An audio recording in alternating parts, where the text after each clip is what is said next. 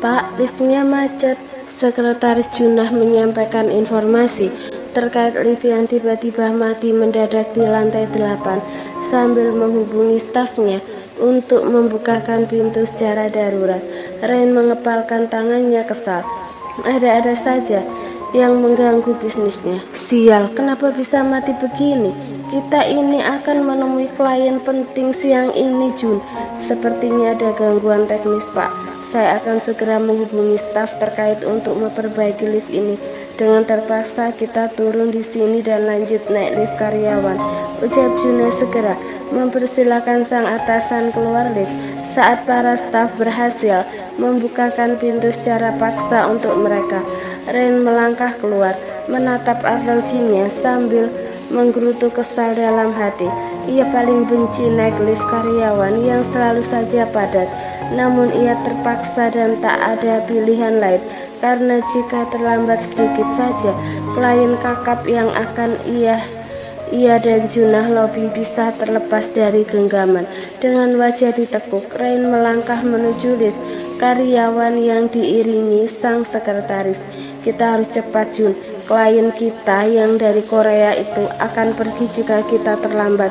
Kita bahkan harus datang lebih awal untuk menunjukkan dedikasi serta kedisiplinan yang akan membawa nama baik perusahaan. Junah mengangguk sambil menekan tombol lift. Jangan khawatir, Pak, kita tak akan terlambat. Saya akan menyetir secepat mungkin menuju restoran. Pintu lift pun terbuka dan pemandangan yang mengesalkan pun menyapa penglihatan CO dingin itu. Bagaimana tidak, dengan santainya manajer Rafli mengunci tubuh wanita yang dibenci oleh mamanya ke dinding serapat itu. Apa manajer Rafli tak punya moral melakukan hal bersifat itu di dalam lift di hadapan orang seramai ini? Tangan Rain mengepal menahan geram, terutama saat melihat wanita itu tersenyum sambil berbincang-bincang dengan Raffi dalam jarak yang begitu dekat. Entah kenapa itu benar-benar mengusiknya. Hatinya panas dan gusar, namun akal warasnya masih mendominasi. Dipikir-pikir untuk apa ia ikut campur urusan itu. Ren bahkan tak habis pikir dirinya sempat membahas moral tadi. Padahal sejatinya dirinya sendiri bukanlah pria bermoral. Mari kita masuk, Pak. Liftnya agak sedikit penuh. Tanpa menjawab sepatah kata pun, Rain segera masuk ke dalam lift yang berdesakan itu dengan hati kesal. Bukan hanya kesal karena liftnya padat, tapi juga jengah melihat Rafli yang terus-terusan menggoda Zia di tengah keramaian. Tanpa bisa dikendalikan, Rain yang tadi sempat menyugesti otaknya agar tidak terlibat apapun dengan Zia, membiarkan wanita itu bekerja di perusahaannya tanpa ikut campur urusannya lagi, tiba-tiba melakukan hal impulsif yang tidak ia rencanakan karena terlalu gerah melihat Zia yang tampak begitu nyaman dalam sang manajer yang memiliki paras tampan tersebut. Tanpa bisa ditahan, Rain berbalik badan menatap Zia dengan tajam, kemudian memberikan perintah pada Rafli yang tidak pernah ia sangka akan meluncur di bibirnya. Manajer Rafli, Anda harus turun sekarang. Liftnya terlalu penuh. Naik lift berikutnya saja karena saya sedang buru-buru. Zia tercengang, tidak percaya dengan apa yang ia dengar. Kenapa dari sebanyak karyawan yang ada di sini harus manajer Rafli yang dikeluarkan dari lift, apalagi liftnya belum overload sama sekali. Wanita berparas cantik itu tidak mau satu lift dengan laki-laki jahat itu. Ia juga tak mau dipisahkan dari Rafli yang sudah ia anggap sebagai seorang pelindung. Ya, manajer Rafli akan dijadikan pelindung oleh Zia dari kezaliman sang CEO berhati iblis itu. Sorot tidak rela di mata Zia itu terbaca oleh Rafli, sehingga ia langsung menurunkan kedua tangannya yang dipergunakan untuk melindungi Zia agar tidak. Dengan aneka laki-laki lalu nekat menggenggam tangannya. Tanpa buang waktu, Rafli menarik tangan Zia keluar dari lift setelah sebelumnya menunduk hormat pada C.O. Ren dan juga sekretaris Juna sebelum pintu lift tertutup. Saya turun bersama asisten Zia ya Pak. Saya masih harus berbincang terkait meeting kami nanti. Pintu lift pun tertutup. Hati Ren seketika merada. Namun laki-laki itu tidak bisa melakukan apapun karena semua yang dilakukan oleh manajer Rafli tidak ada yang salah. Sambil mengepalkan tangannya, laki-laki itu memaki-maki kesal dalam hatinya.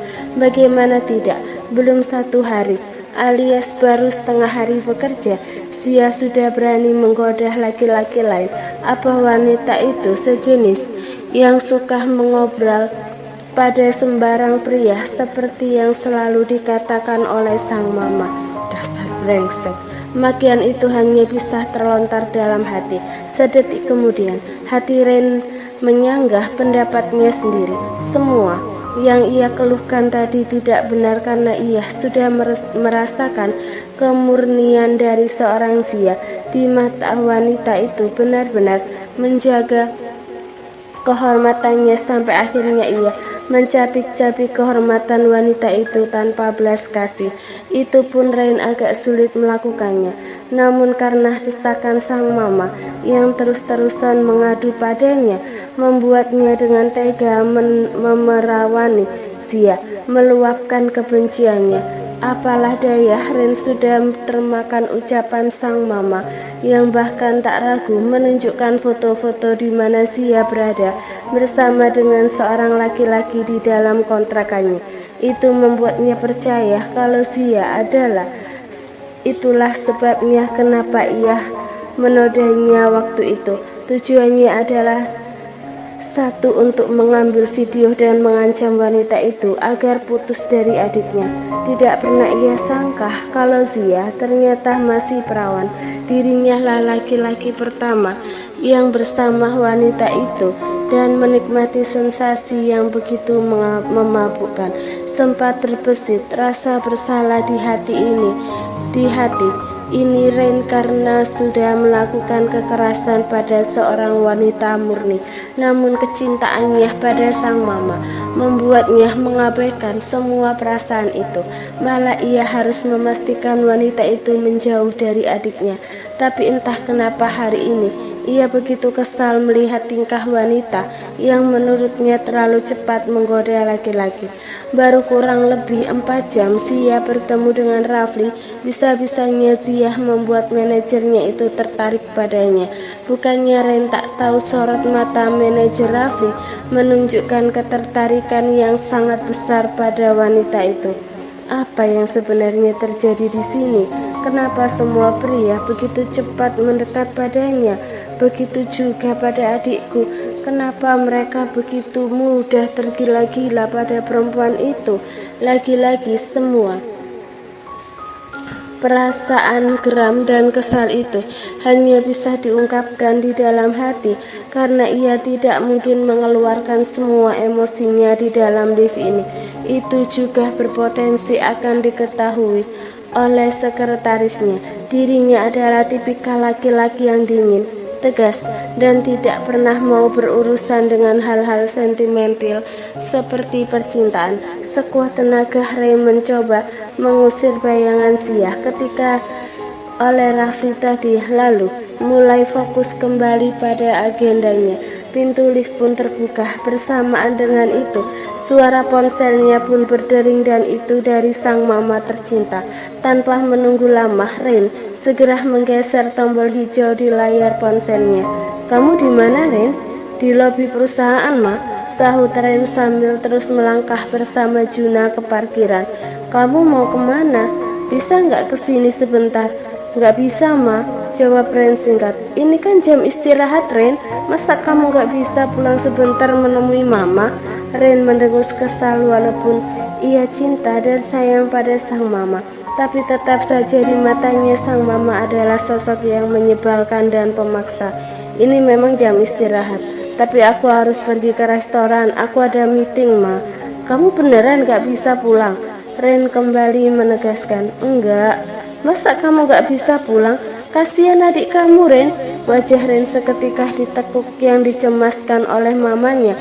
Selalu saja Ren, hatinya kesal kalau sang mama sudah membahas soal adik tirinya itu. Iya, terus mau diapain mah? Dia sedang mabuk kan? Biarkan saja dia tidur terlebih dahulu. Kalau dia mengamuk kan ada security di sana. Ren, masa kamu gak mau nolongin adik kamu? Ren menghela nafas panjang, sepertinya sang mama benar-benar menguji kesabarannya. Aku gak bisa datang saat ini. Aku akan datang sore nanti, tegas Ren menekan rasa kesalnya. Ren, kamu sayang gak sih sama adik-adik kamu? Ya ampun ma, siapa yang tidak sayang sih? Aku bahkan sudah melakukan hal-hal gila untuk mewujudkan keinginan mama juga, untuk melindungi adikku itu. Geram Ren meluapkan kekesalannya, tapi tetap berusaha mengatur nada suaranya agar terdengar sopan. Iya, mama senang adik kamu telah putus dengan wanita itu. Akhirnya adik kamu tahu kalau wanita itu sering tidur dengan aneka laki-laki. Tapi mama juga sedih melihat adik kamu frustasi seperti ini, Ren. Rasa geram di hati Ren semakin menggunung, terutama saat sang mama melabeli Zia sebagai sedang ia tahu persis betapa mahalnya Zia. Namun Ren tak mau berdebat dengan sang mama. Ia juga harus melobi Pak Jungwon dari Korea. Baginya urusan bisnis adalah nomor satu, sedangkan keluarga nomor dua. Ia memang akan membela sang mama mati-matian, tapi untuk mengorbankan pekerjaan ia tidak sudi. Aku benar-benar sibuk mah. Aku tutup sekarang ya. Aku akan datang ke rumah mama setelah aku selesai meeting. Sampai jumpa nanti. Ada masalah apa pak? Apa ada masalah pada mama Anda? Tanya Juna ingin tahu. Ren menyimpan ponsel di saku jasnya. Pria itu lalu melirik kesal pada sekretarisnya. Tidak usah pusing memikirkan masalahku. Fokus saja pada urusan kita melobi klien dari Korea itu, tegas Ren, lalu kemudian melangkahkan kakinya menuju ke mobil. Setibanya di parkiran, Ren akan melupakan semua masalah yang ia hadapi dan akan fokus pada meetingnya terlebih dahulu. Namun lagi-lagi bayangan serta kilasan wajah Zia berenang-renang di pikirannya, terutama saat wanita itu bersama oleh manajer Rafli tadi. Sial, kenapa aku kesal dibuatnya? Apa aku ultimatum saja dia besok agar berhenti menggoda pria di sekitarnya? Meeting dengan investor Korea berhasil dengan baik, di mana Ren berhasil melobi klien kakap tersebut untuk bekerja sama dengannya di bidang pembangunan resort mewah yang terintegrasi dengan taman bermain, di mana danau buatan akan dibangun sebagai pusat rekreasi yang menyediakan aneka tempat menginap, juga spot kuliner yang pastinya akan sangat menjanjikan. Setelah menyelesaikan meeting, Pak Jungwon dari Korea Selatan pun segera pamit. Sementara Ren dan Junah masih berada di meja, berniat menghabiskan kopi mereka sebelum akhirnya pulang. Kita harus membuat proyek ini sukses. Jangan sampai ada kendala. Kita harus meyakinkan Pak Jungwon kalau kita mampu menyukseskan proyek ini, sehingga kedepannya jika dia memiliki proyek baru, kita akan dilibatkan di dalamnya. Ucap Ren. Iya pak, saya dan para staf akan berkoordinasi untuk menyukseskan proyek ini. Anda mau langsung pulang atau kembali ke kantor? Tanya Juna pelan. Kamu saja yang kembali ke kantor. Masih ada sisa 3 jam lagi untuk kamu bekerja. Aku akan langsung pulang ke rumah untuk menyelesaikan masalah keluarga. Juna mengangguk. Mereka berdua lalu menghabiskan kopi mereka, baru kemudian melangkah meninggalkan restoran. Setibanya di parkiran, Rain meminta Juna untuk naik taksi saja karena mereka tadi pergi meeting dengan satu mobil. Kamu naik taksi saja, kembali ke perusahaan. Aku akan mengemudi sendiri ke rumah mama, ucap Rain memberi perintah pada sang sekretaris. Iya pak. Rain langsung masuk ke dalam mobilnya, kemudian mengemudi dengan tenang meninggalkan parkiran. Namun ketenangan yang ia rasakan serta kegembiraan atas berhasilnya ia mendapatkan seorang klien besar tiba-tiba musnah tatkala Di ujung parkiran sana terlihat manajer Rafli sedang membukakan pintu mobilnya untuk Sia. Itu artinya Rafli dan Sia juga mengadakan meeting di restoran yang sama dengannya. Brengsek, kenapa dia begitu perhatian pada wanita itu? Dan kenapa wanita itu juga kelewat gatal menggoda laki-laki asing yang baru dikenalnya beberapa jam yang lalu? Batin Rain kesal. Tak dapat dipungkiri hati Rain terasa panas. Saking panasnya tak sadar, ia mencengkram kemudi dengan keras. Lalu secepat kilat ia mengendarai mobilnya melintasi mobil milik manajer Rafli. Saking geramnya, pria tampan itu tidak mengerti apa yang terjadi padanya. Yang ia tahu, ia kesal melihat wanita itu, terutama ketika melihat senyumnya yang diobral kemana-mana. Kenapa wanita itu begitu mudah menggoda seorang pria dalam hitungan jam saja? Manajer Rafli sudah sangat tergila-gila padanya dan itu membuatnya geram. Sebenarnya kamu kenapa, Ren? Kenapa sejak tadi kamu begitu uring-uringan? Gumam Ren mengomeli dirinya sendiri sambil terus mengemudi. Pria itu berusaha menenangkan dirinya sekuat tenaga. Ia menepis bayangan ketika Sia diperhatikan oleh manajer Rafli. Lalu ia memfokuskan pikirannya pada sang adik yang saat ini sedang mabuk-mabukan. Benar, yang harus aku urus adalah keluargaku, tidak ada yang lain. Gumam Ren lagi, lalu ia menginjak pedal gas dan mengemudikan mobil secepat mungkin agar sampai ke rumah sang mama. Benar saja, ketika tiba di rumah, sang mama langsung menyambutnya dengan cerita serta keluhan terhadap adiknya. Ren heran kenapa mamanya begitu sayang pada adiknya tersebut dan begitu gelisah memikirkannya, padahal adiknya sudah dewasa, bukan anak kecil lagi. Ren, tolongin adik kamu dong, mama pusing lihat dia mabuk-mabukan gitu. Ren menghela nafas lelah lalu menggandeng tangan sang mama. Aku baru sampai, ma, kasih anak mama ini kopi dulu kek, baru ngurusin Rina cemberut. Kamu gak tahu aja betapa cemasnya mama, Ren. Adik kamu itu gak mau makan, maunya minum alkohol mulu. Kalau dia sakit gimana? Ren geleng kepala melihat sang mama yang masih memperlakukan Ray bak anak kecil. Sakit tinggal bawa berobat, mah. Lagian Ray itu bukan anak kecil lagi, mah. Kalau lapar dia bisa makan sendiri. Mama gak usah terlalu cemas gitu. Tapi mama benar-benar takut melihatnya, Ren. Sejak semalam dia selalu memanggil-manggil nama wanita itu. Jangan-jangan wanita itu pakai pelet. Bisa-bisanya adik kamu tergila-gila sama dia. Padahal dia sudah dengar sendiri dari mulut itu, dari mulut Jalang itu, kalau dia baru saja tidur dengan pacar barunya. Tapi kenapa adik kamu masih saja cinta sama dia? Rina menggerutu kesal. Hati Ren kesal sang mama terus-terusan menghina Sia. Ia yang tahu betapa murninya gadis itu tentu tak terima dengan tuduhan sang mama. Mam, apa-apaan sih? Di zaman modern begini bisa-bisanya mama ngomong kayak gitu.